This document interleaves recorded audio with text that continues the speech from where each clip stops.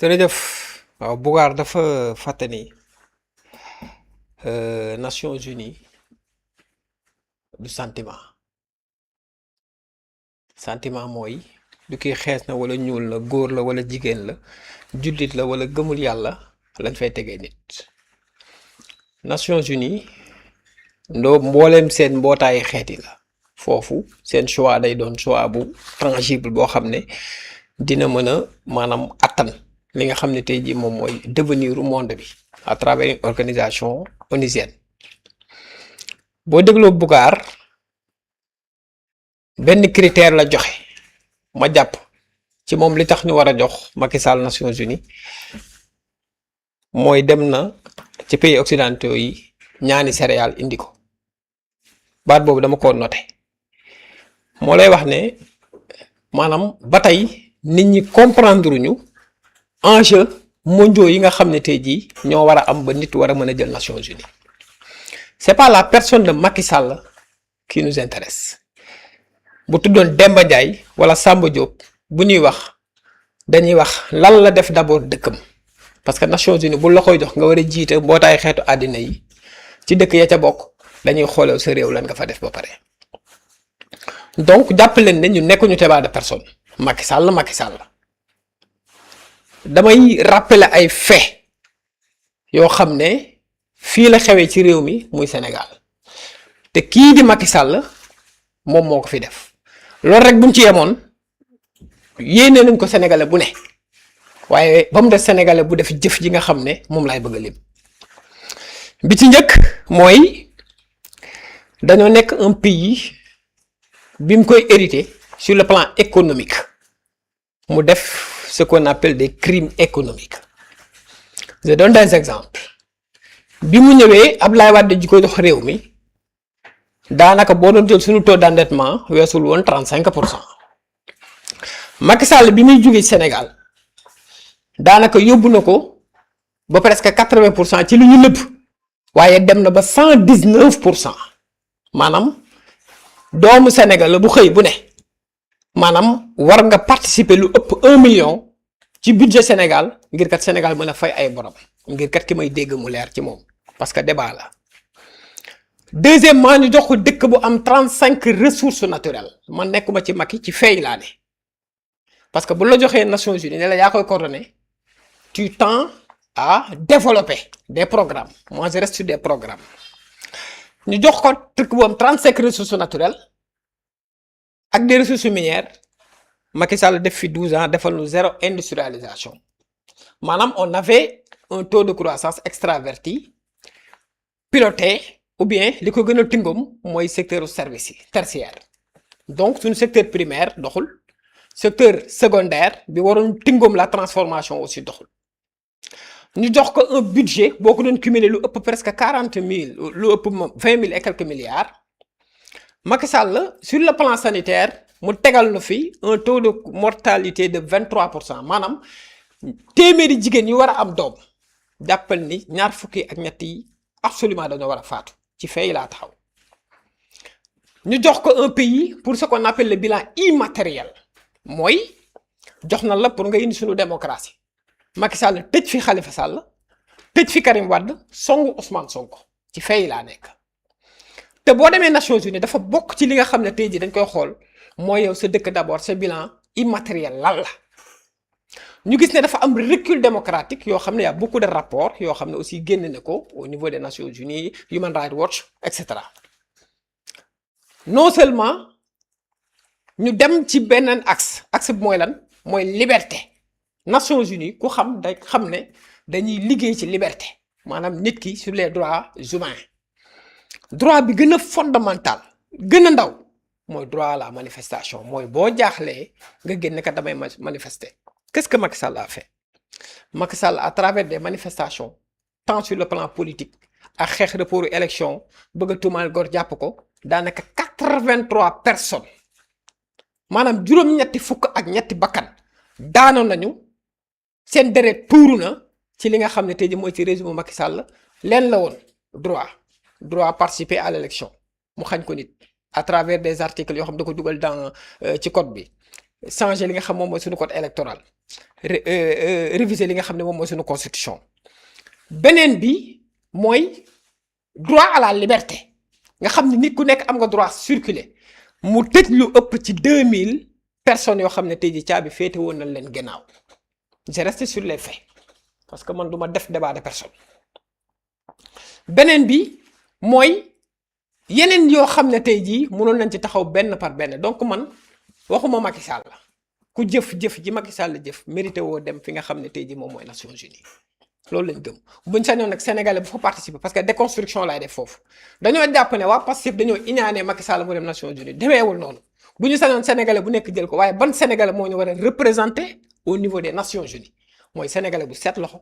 sénégalais bu am un très bon bilan sénégalais boo xam ne tey jii sur le plan matériel immatériel liggéey nga fi loo xam ne tey sénégalais yi kat mën nañ laa kii di nga dégg ko naan la pourtant demoon na yéen a ko ji ñoon ñëwaat na loolu beneen débat la boo xam ne aussi mën nañ ci dugg donc je pense que maanaam vote yi du am c'est naturel amul benn sénégalais bu xaar leneen bu doon beneen sénégalais ñu yéene ko waaye li muy Macky Sall wax dëgg yàlla du jëmmam Macky ak Sall moo ñu ci ñor li ñu ci ñor mooy li nga xam ne tey jii jot na ko fi def moo tax nag il faut que nit ñi comprendre ko noonu donc ce n'est pas du débat émotion mbirum Nations Unies la ñuy waxtaanee seen bi Nations Unies du caaxaan c'est une organisation onusienne bu ñu sañoon Macky Sall jël ko boo déggee Bougane mu ne jullit mësu koo jël sentiment la lii du mbirum sentiment maanaam nous sommes loolu bu ko waxee sax ñi nga xam ne tey jii tey duñu ay jullit mën nañ ci gis seen bopp donc du mbirum jullit du mbirum góor du mbirum jigéen donte tournant bi xam nañ ni muy demee mais li ci am solo mooy qu'il y ait une personne boo xam ne tey jii am na un très bon bilan tant sur le plan matériel tant sur le plan immatériel boo xam ne tey jii kat bu demee présenter ko Sénégal yëpp nañ ci kii xam nga li gën a metti mooy li gën a metti nous sommes une population très mature lii ça dépasse de la politique parce que politique parce que fi am ay APR ak yeneen yi ngi fi mais lii ça touche l'aspect de notre sénégalité maanaam ni nga xam ne tey jii ñun fa la ñu nekk donc il faut que mu doon loo xam ne day sérieux mu doon un débat boo xam ne tey jii di nga ko teg ci lu factuel mais mu bañ a doon sentiment Nations Unies sentiment yóbbu fa kenn der bu weex yóbbu fa kenn der bu ñuul yóbbu fa kenn képp koo xam ne am nga benn carnet maanaam blanc boo xam ne tey jii dina la mën a permettre nga mën a xuus mën cee dem ñu yéene la ko su ko defee nga dem ci maintenant fa cappaandaw gi nag det bi di am yàlla rek moo xam bu yàlla tuddee ne moom mën naa nekk Nations Unies anyway mën na ko doon waaye nag boo bëggee dégg-dëgg présenté wul loo xam ne mën nañ koy dox les rênes de la nation des Nations Unies. jërëjëf Khadim Bamba Fall Pape Samba Seye ci yow laa ñëw bu ñu dégloo ñaari version yi entre li Bougane Garmi Diouf wax par rapport ak yenn ci ay critères yi nga xam ne xëy na basé wul ci compétence wala ci expérience waaye dafa basé wu ci ay jugement personnel par rapport ak faj mer ak li Khadim Bamba Fall jibal ci li nga xam ne mooy bilan immatériel mais aussi le bilan matériel bi fi Macky Sall bàyyi lan nga jàpp ni mooy les facteurs déterminants yi war a tax tey ci ñaari vote informel Macky Sall am yi résultat yu ni mel. waaw après dinaa ñëw ci yow le temps que Pape Samba indi ay leeral par rapport ak cet aspect. je pense que foofu en fait il faut surtout ñu voir par rapport aux Nations Unies ñoom jamono ji élection yi ñuy dëgmal quels sont d'abord les critères quels sont les principes yi nga xamante ni xëy na ñu ngi koy dëgmal et par rapport ak critères yi quand on parle de l'Organisation des Nations Unies dañuy bëgg le secrétaire général des Nations Unies surtout jamono ji ñu toll on attend de lui que mu mën a résoudre c'est-à-dire que la résolution des conflits internationaux yi nekk di am ça c'est un critère important pour le prochain secrétaire général de l'ONU et quand je parle de conflits internationaux yi nga xamante ni day am dans les conflits il y a les questions des droits humains dans ces conflits-là te foofu effectivement je suis d'accord avec Bougane quand il dit que looloo ko yóbboo xëy na ñu dàq ko ci Diomaye président bi parce que effectivement dafa ne woon dañoo war a soutenir candidature Macky Sall ce n'était pas la position partagée par Diomaye président et foofu dama koy delloo ci li Aminata Touré waxoon parce que Aminata Touré defoon na benn interview bu muy wax ci candidature Macky Sall mu ne booy dem Nations Unies bu fekkee ne daa am looy yóotu day am benn fiche bi ñu lay jox fiche boo xamante ne P11 la P11 fiche bi dañu naan la yow est-ce que mës ngaa jël drogue est-ce que mës ngaa def lii nan nga defoon ak droits humains Aminata Touré ne bu ñu eggee ci droits humains Macky Sall du coché parce que loolu mënu kaa layal boppam lan moo tax mënu kaa layal boppam parce que effectivement il y a un passif bi mu bàyyi au Sénégal parce que quand on parle du respect des droits humains quand on parle de la démocratie C'est-à-dire que sous le régime de Macky Sall, il y a eu quand même une répression sanglante que les Sénégalais ont vécue. On parle de plus de 80 morts, ça c'est le chiffre officiel. De plus de 2000 arrestations arbitraires. Il y a eu des cas de torture yoo xamante ni gis nañ ko fi, on rappelle à souhait le cas de Pape Abdoulaye Touré. Ci ginnaaw loolu, il y a eu le cas d'un crime financier boo xamante ni on parle aujourd'hui par rapport au Sénégal d'une dette qui a été cachée, et par rapport à cette dette cachée, le Sénégal est en train de réfléchir bu dee day restructurer sa dette ou non. Le débat aujourd'hui il est posé. Qu'est-ce qui est à l'origine de tout ça? Régime bi nu mu yore woon réew mi et qui était à la tête de ce régime, Macky Sall. Ma jàpp ni c'est un premier handicap. Le deuxième handicap mooy ñun on aime bien être panafricaniste, on est sénégalais, on est panafricain. Il y a d'ailleurs beneen candidature boo xam ne c'est un panafricain, c'est un africain, Olora Otunu de l'Ouganda. Kooku peut-être xëy na bu fekkoon ni le critère c'est juste li nga xamante ni moom mooy jëm ci jàppale candidature africain, on peut aussi soutenir la candidature de Olora Otunu. Parce que bu fekkee ni critère bi c'est soutenir la candidature d'un africain, xëy na mën nañ jàppale Olora Otunu. Deuxième chose, lu tax may ñëw ci critère africain bi mooy il y a le principe de la rotation géographique par rapport aux Nations Unies. Ce n'est pas un principe officiel, mais c'est un principe boo xamante ni ñoom dañ ko nekk di doxal. Tout le temps dama koy rappeler fii ci matinal bi par rapport au continent africain. Boutros Ghali ba mu nekkee secrétaire général de l'ONU waroon def son deuxième mandat, il y a eu le veto des États-Unis. Quand il y a eu le veto des États-Unis, le système des Nations Unies dañ ne comme c'est le tour du continent africain pour que ñu diriger, il faut ñu bañ a jël beneen candidat boo xamante ni du nekk ci continent africain, parce que bu boobaa après le continent africain pourra se sentir lésé ne benn mandat lañ leen jox. C'est ce qui a valu à Kofi Annan mu mën a nekk le secrétaire général de l'ONU. Donc le principe de la rotation géographique dañ koy respecter au niveau des Nations Unies. Jamono ji tour Europe la woon avec Antonio Guterres. Ñëpp xam nañ ni selon le principe de la rotation géographique, c'est actuellement le tour de l'Amérique latine et des Caraïbes. Te il y a benn lobbying boo xam ne ñu ngi koy def pour avoir à la tête de l'ONU une femme boo xamante ni historiquement mooy njëkk jiite ONU. Looloo tax tey jii ci ñaari vote informel yépp da ngay gis il y a toujours une femme à la tête.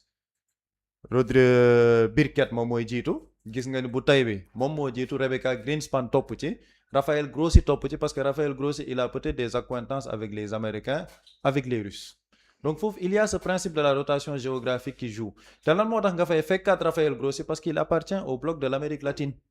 Donc c'est le tour de l'Amérique latine. Moo tax quand je parle des chances de Macky Sall, sànq maa ngi koy wax ne ay chance am néew na. Foofu duma fa d'accord avec mon grand Bougar. Fu mu ne il a toujours ses chances. Man jàpp naa ni ses chances sont très très limitées et que ça ne surprenne personne que Macky Sall ñëw ne day désister avant ñoo dem ci vote formel bi, parce que maa ngi koy wax boo xoolee ci candidature yi ñu am tey yépp vote informel bi, Macky Sall est le candidat bi ëpp vote contre parce qu'il en a eu 7. Olora Otunu boo xamante ne daf ko dab si sax, il n'en a pas eu autant. Macky Sall il a eu 6 états yoo xam ne dañoo encourager sa candidature, 2 rek ñoo abstenir. Boo xoolaatee ci candidat yi fa nekk yépp moom moo gën a néewle taux ci états yi nga xamante ne war nañ xoolaat seeni position. Looloo tax sànq ma ne Macky Sall même les 2 qui se sont abstenus bu ñu yokkoon ci 6 yi nangu du mën a jàll ci étape vote formel bi. Donc ñun si on reste factuel par rapport d'abord au principe des Nations Unies, jàpp ma ne Macky Sall il réunit tous les critères pour pouvoir aujourd'hui prétendre au poste de secrétaire général de l'ONU. Et man ma conviction mooy Macky Sall ça ne l'a jamais intéressé. Être secrétaire général de l'ONU ça n'a jamais été ci man li ma jàpp son objectif, man li ma gëm mooy son objectif par rapport à cette candidature, c'était de se repositionner sur la scène internationale, parce que xam na ne il y a eu un passif sur le plan humain, sur le plan financier. Comment se repositionner sur la scène internationale pour refaire son image, parce que man je pense que Macky Sall pense à son retour politique fii nga xamante ne mooy Sénégal, parce qu'il est toujours président de parti bàyyeegul APR ils sont toujours dans la course. Te boo déggee ci seeni wax sax dañoo naan la yow ONU sax soxlawuñ la instant yi ñëwal nga jëlaat réew mi nga doxal ko. Donc ils sont en train petit à petit de préparer le terrain du retour de Macky Sall pour 2029. Man jàpp naa ne loolu moo ci doon objectif u Macky Sall. Mais si on voit le contexte actuel de l'ONU, les principes, man ma conviction mooy Macky Sall être secrétaire général de l'ONU, xam na ni ce n'est pas quelque chose de possible, mais il y avait un objectif derrière, c'était de refaire son image sur la scène internationale pour se repositionner sur le terrain politique. jërëjëf Pape Samba Bougar dafa am lenn loo xam ne bëggoon nga ko dolli par rapport ak. tuuti rek par rapport ak seen déconstruction bi par rapport li ñu Khadim wax déjà sur les crimes économiques s'agissant de la dette bi Abdoulaye defoon 35%. Macky présente ñu 80% nee na dem na ba 129%. C'est peut-être vrai mais amul benn tribunal bu déclaré Macky Sall quelqu'un qui est fautif sur des crimes économiques man gisuma ko. C'est que les faits peuvent être réels mais sauf que ici boo xoolee Macky Sall en 12 ans li mu leb ak fu mu yóbbu le taux d'endettement du Sénégal sur le plan matériel sur le plan des infrastructures mën nga wax que ne. moom yóbbu na c'est vrai le taux d'endettement yokk na ba ay 80% ci li ñu xam demoon na ba 129 c'est par rapport à la dette cachée mais sur le plan matériel Macky Sall a fait quelque chose en 2 ans le régime actuel waroon na ko wax boru régime actuel bi moo ëpp bu Macky Sall. le régime bi lu ñu leb ñun ci xaalis sans rien faire amuñu sax fu ñu tabax benn di rond-point man si laa bokk. duma ci génne sax moom mii si la bokk mais li ñu leb ci xaalis en 2 ans boo xoolee war na nekk les 3/5 de li Macky Sall def même lu ñu xamul sax boo ko ci boolee te on n'a rien réalisé donc mënoo accuser kooku crime économique parce que boo génnee fii pont ngi fii boo génnee fii am na li ainsi de suite le pont Sénégal Gambie lan la dimbalewul waa Casamance le pont Foundiougne bi ainsi de suite ay autoroute et cetera kuy dem Fouta ñu ngi nii di bëgg a ubbi l'autoroute Kaolack Mbour. Touba boo fa doon dem bagal ñaata jour nga bëggoon def ci zone bi tout ça fait partie du bilan matériel de Macky Sall c'est-à-dire que donc leb na c'est vrai mais ak lu bor bi mën a toll boo gëstoo mën ngaa xam lii la ci réaliser li bon mooy ngay leb te réaliser woo dara te li ñu leb fu mu toll nii na wax ne lii lañ leb par rapport ak Macky Sall durant nag les 2 ans waxuma mu ne bii la Sonko nekkoon wala bii non beneen bi mooy le taux de mortalité de 23% des femmes jamono Macky Sall la Fondation Service Sénégal. jigéen bu amoon césarienne doo fay ku amoon complication affaire ay ëmb doo fay ku sa jëkkër néewoon doole signalé wu ne moom dafa néew doole mënul gérer jëkkëram je pense jabaram du moins dañ la doon demal yóbbu hôpital mooy la ko gratuitement am na garab yu bëri aussi yoo xam ne c'était lié pour kii ak ay affaire kii yu jigéen dinañ ko wàññi woon carrément ba nga xam ne même la couche vulnérable amoon na accès ci loolu léegi boo fa demee c'est plus ça. beneen bi mooy le bilan immatériel quant à tëj kii Khalifa Sall Sonko ak Karim Wade bon Macky Sall bu muy jël nguur gi les Sénégalais dañ bafoué woon Ablaye Wade ne carrément il y a des biens mal acquis on a besoin que ces biens mal acquis man si laa bokkoon ñu leeral ñi doon gérer na ñu leeral Macky Sall bu mu toogee Mimi Touré la jël def ko ministre de la justice garde des sceaux Mimi Touré moo tëj Karim Wade ci ay biens mal acquis la woon Mimi Touré moom moo tëj Khalifa Sall dañoo fekk ci moom maire de Dakar benn caisse d'avance boo xam ne da ko doon utiliser voilà vient maintenant les fonds xam nga nu ñu leen mën a tuddee mais dafa fekk benn caisse d'avance fële maire de Dakar di ko tibb am yu mu ciy def ne jënd na ci lii bi gars yi demee xool lu mu ne jënd ko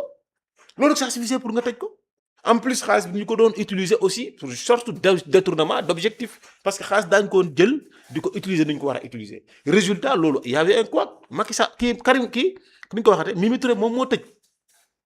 Quant à Sonko fekk fa Mimi Touré mais boo xoolee Macky Sall de 2012 jusqu'en 2019 boo xoolee ñoo xam ne war nga leen tëj Khalifa Sall ak Karim Wade te Karim Wade population yi ñoo waxoon moom traque des biens mal acquis dafa bokk te Macky Sall dafa engagé woon na bu faloo dina leeral affaire xaalis public engagé wu respecté ko c'est une promesse politique. Quant à Khalifa Sall problème bu ko dab la mais biñ koy accuser aussi nekkul ne Macky Sall moo jóg accuser Khalifa Sall dafa am coow lu jóge maire Dakar ñëw ñu ne nañ ko saytu alors quant à Sonko. Macky Sall ba 2019 te jiw Sonko il y avait des confrontations politiques c'est vrai man ci Sonko laa nekkoon coalition jot na amul lu ma defum mais li Macky Sall permettre aussi en tant que homme politique permettre ko ci régime bi man tëj nañu Sonko taxaw na fii ne Macky Sall Abdoulaye Wade Abdou Diouf Senghor nañ leen dajal dóoral ay bañu dee wala ñu jël Macky Sall def ko comme Samuel Doe dañ ko diri woon dagg bopp bi ainsi de suite des choses comme ça loolu yëpp Sonko wax na ko fii wax na ne kër Macky Sall yi boo fa duggee ay saaku xaalis yu bëri ñoo fa nekk ne dañoo sànni waa Casamance ak yeneen sànni leen comme ça faale tuñ waa Casamance des trucs comme ça loolu yëpp Sonko wax na ko pourtant mais Macky Sall mosoo gis mu dem jàpp Sonko taxaw na Kër Massar ñu ñëpp ñu taxaw mu ne fu mu toll nii gassa moo xew Macky Sall na ñëw jël sama bakkan wala ma jël bakkanam mais bakkanu président la doon jël mais est-ce que Macky Sall réagir na Macky Sall n'a pas réagi donc toutes les déclarations de Sonko yoo xam ne c'est souvent des déclarations ñun ñu ànd nag moom nga xam nañ ne lii c'est incendiaire amul benn yoon bi Macky Sall jóg ne Sonko wax na li xaaral ma dal ci kaw amul benn yoon ba 2019 l'après 2019 il y a un problème qui nous a surpris nous tous parce que man mi doon soutenir Sonko ku ma nit mënoon na ma teg paaka ne ma Sonko dem na ci ay affaire yu caaxaan yooyu noonu boo ma teewoon noonu dama laan dagal bopp bi parce que duma ko mës a gëm bi coow li déclenché wu bay toog mësuma gëm dama ne loolu amul dañuy fen waxuñu dëgg essayez de comprendre mais par la suite tu vois que il y a un déclencheur de li xew ba ñu tëj Sonko am na lu déclenché wu c'est que Macky Sall moo inventé loolu maanaam Macky Sall inventé wu ko waa APR inventé wuñ ko te Sonko lu mu def ci ay déclaration billahi boo ko defoon ci nguur gi kaso bi nga jëm kooku moom amul sax wax man wax naa fi wax joo xam ne jaruloo sax yenn yi mais biñ may tànc di ma yóbbu mu ngi noonu Pape Mawa Diouf yóbbu nañ ko Bachir Fofana li ñu tëj ci journaliste ak ay chroniqueur ak li ñu tëj ci ay homme d'affaires Macky Sall tëju ko limal journaliste yi Macky Sall tëj wala ay chroniqueurs yi Macky Sall tëj wala journaliste yi Macky Sall tëj wala homme d'affaires yi Macky Sall tëj donc ñii ñoo ëpp dañuy tëj ba tëj seen nit maanaam dañuy tëj ba tëj seen nit ay résultat ay boy chroniqueurs yi nekk kii télé ba je ne sais plus boo yooyu noonu waaw ñu ngi kaso lu ñuy wax pourtant Sonko wax na lu raw loolu te pourtant kenn jàpp ko boo yow lu ñuy wax loolu du problème boo taxawee ne président dañoo jël sama bakkan wala ma jël bakkanam mu nekkoon Macky Sall réagirul mais loolu boo ko waxoon ay dëkk président bi da lay rey mais tout ça c'est la compréhension et sa maturité démocratique élévation au niveau Macky Sall moo tax toppul Sonko ci ay déclaration wax yu ñaaw et cetera tout ça topp ci Sonko te déclaration yu bari ñoo nekkoon yéen saa ñu wax grand bi jum na fii mais nag comme Macky Sall am na compréhension boobu benn problème ñëw dal ci kawam état bi justice bi di réagir parewul ñun ñi ñëpp dañ ne carrément lii amul man ci xeex bi laa nekkoon amul lu ma deful ci xeex bi fa mu tàmbalee 2023 ba fu muy jeex man ci baa nga woon ci biir xeex bi dara upp ma ci te dama doon xeex mais quant à être raisonnable da nga xam ne bu doon daay bi fii la lakkee kër Sonko la lakkee bëgg a taal dëkk bi gars yi jóg état bi donc dafa jóg pour protéger institutions yi maanaam Macky Sall inventé wul les crises qui sont passées wala ñu mu tëj dafa jóg pour protéger dëkk bi par rapport ak li xewoon parce que ñun ñëpp dañoo amoon choc moral amoon choc yaakaar bi ñu amoon ci Sonko aussi ñu gis mu commencé boo moytul bu ñu ko tëjee day mel ni Khalifa Sall ak Karim Wade parce que loolu lañ doon véhiculer on a tenté donc de sauver Sonko par tous les moyens mais foofu noonu aussi dem na ba ay manifestations yi bëgg a ëpp loxo il fallait que l'État réagisse foofu sax du question président mais bu demee ba ay citoyens dugg gendarmerie dàq gendarmerie nangu nganaay yi dugg police tas ko ainsi de suite di def yenn yi mais l'État devait réagir te gi nga manifestation bu continué woon lundi boobu noonu il fallait que l'armée tire wala Macky Sall nguur gi daanu yàlla def jàmm am mais bu continué woon manifestation continué woon lundi police du ko mën a gérer gendarmerie du ko mën a gérer parce que manifestation moo ëppoon doole te dafa nekkoon dans tout le Sénégal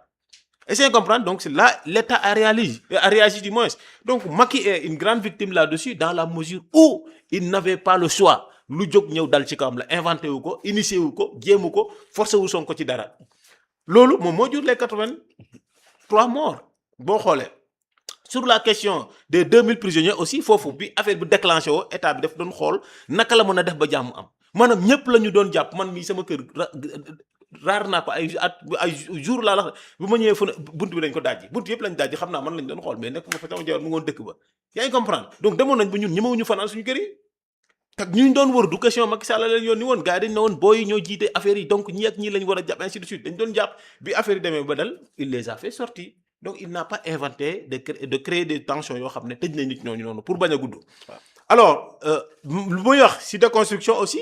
tey Sonko mënul jiite Nations Unies bu fekkente ne nii ñu ko waxee nii Sonko bu demee def candidature Nations Unies aussi am na fooy boo xam ne mënu ko signer am na foo xam ne du ko mës a kose Aminata Touré aussi am na fooy boo xam ne du ko mës a kose parce que li xew ci Karim ak Khalifa Sall moom moo fa nekkoon yaa ngi comprendre donc man je veux que mu bañ a nekk un débat man may défendre Macky Sall te doon jàppale Sonko démb wala may défendre Sonko di wax ci Macky Sall loo xam ne baaxul je ne suis pas aussi dans le sentimentalisme man dama leen ne boo dégloo candidat yi xam nga li ma la wax mën nañ ne continent mii mais man je suis contre ça dama leen jox sax l'exemple du ministre de la santé ma ne leen étudiant kenn du ko jëlee noonu pas dans ce sentimentalisme là da nga déglu nit ki mu wax nga dégluwaat ko mu wax nga acte ci déglu boo xoolee ki mën a jiite da nga xam ne kii la donc ci loolu lañ waroon basé pour man mais quant à lu ñu doxalee nii ça me surprend tey ñaata nit ñoo dee Iran ñaata nit ñoo dee Amérique ñaata nit ñoo dee Israël kan moo ko déclenché guerre bi Raphaël Garcia te pourtant les gens sont avec lui jusqu'à 7 points mu ngi ci kanamu Macky Sall te kooku lu mu rey ci nit Macky Sall jegewu ko te kooku dafa initier wax joo xam ne moo rey ay nit Argentine bu mu dëkk c'est des gens racistes yoo xam ne ils ont pratiqué des politiques de blanchiment de la peau parce que Argentine Chili Brésil ñooñu yëpp ay dëkk noir lañ mais Argentine tey dëkk population jàmm la ñooñu ils ont été des gens racistes boo xoolee dans l'histoire il y a eu le blanchiment de la peau en Argentine le gars là est devant Macky Sall donc quelque part mën nga xalaat nit ku ñuul loolu daal laa amoon li ma si wax bañ a tirer débat bi trop vers ces trucs là mais je souhaite que daal africain jiite ko te bu ma sañoon mu nekk Macky Sall au vu ci candidat yi ñu déglu ñu wax man ci wax ji rek laa soxla foofu la lépp nekk waaw. jërëjëf Bougane Garmi Diouf Khadim Bamba Fall dafa am loo junj xëy na peut-être ñu def dernier tour de table pour génn sujet parce que ñi ngi tiré en longueur Bougane dafa am lu mu jibal muy li nga lim ci ay mbir yoo xam ni xëy na Macky Sall bu doon ni dafa war a cocher ay cases boobu daanaka da ciy lajj muy le respect des droits humains Bougane am li mu jibal ne Macky Sall nekkul woon dans une situation d'attaque mais situation de riposte maanaam gis na ni xëy na état bi mi ngi bëgg a nërmeeru mu jël ay responsabilités yan leeral nga bëgg a indi ci fànn woowu. jërëjëf Buri man du ma def débat de personne débat d'idée laa xam Bougane wax na ma déglu ko damaa bëgg mu déglu ma te deuxièmement dama koy may sama temps de parole parce que daa dugg ci wàllum dette ne li ngeen leb ak li ngeen fi def. ndànk rek ndànk. Bougane président parti ga donc war ngaa xam au minimum dëkk bi ni muy fonctionner en termes de prévision budgétaire dama lay may sama temps de parole budget prévisionnel 2026 bi ñaata la